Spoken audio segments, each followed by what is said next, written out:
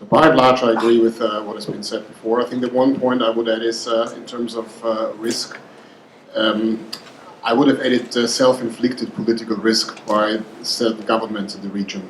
If you look at what the Polish and the Hungarian governments are occasionally doing, you do ask whether they ask themselves, do they want to promote investment in the region or not? I mean, Hungary started that, now you've got a similar situation in Poland. And it's only because of the instability in the rest of Europe that this is not having a worse effect. But, you know, leaving that aside, yes, I would agree that these markets are substantially stabler than they used to be, also from an investment point of view.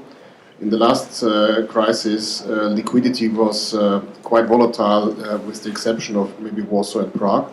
I do think that this will be better next time around because the markets are more established now, and also places like Budapest or maybe Krakow or Bratislava should see less volatility. We shouldn't forget, however, though, that we're still speaking about relatively small markets. In terms of major gateway cities, I think the only city that could take a role in that respect is actually Warsaw. All the other markets are growing, but they're still relatively small.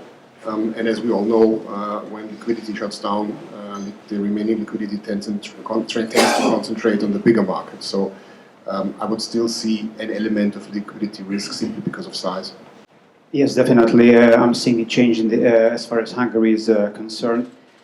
Some very important things happened in the past 1 year, 1.5 years. First of all, Hungary received a credit rating upgrade in May this year from Fitch Ratings.